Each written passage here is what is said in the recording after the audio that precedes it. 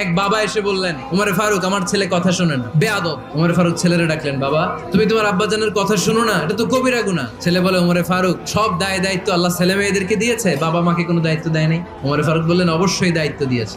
তাহলে বলেন আমার বাবার দায়িত্ব কি?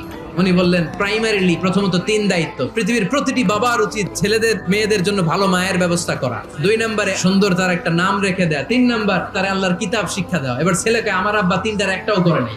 এবার ওমরে ফারুক রেগে গেলেন, বাবার কাঁধে ধরলেন। ছেলে বলে, আমিরুল মুমিনিন, আমার মা নর্তকী, আমার মা মাজুসি, আমার মায়ের মধ্যে কোনো আদব কাদব নাই, সুন্দরী দেখে আমার মা রে বাবা বিয়ে করছে, আমার মায়ের কাছ থেকে জীবনে কিছু শিখি নাই। 2 নাম্বার সাম্মানি খানফাসা, আমার বাবা আমার নাম রেখেছে চামচিকা। ওয়ালাম ইউআল্লিমনি হারফাম মিন কিতাবিল্লাহ, আমিরুল মুমিনিন, শুধু তাই না, আল্লাহর কোরআনের একটা অক্ষর আমার বাবা কোনোদিন আমারে শিক্ষা দেয় না। ওমর ফারুক রেগে গেলেন, এবার বাপের কান্দে দইরা মারতে শুরু করলেন। তুই ফুলার নামে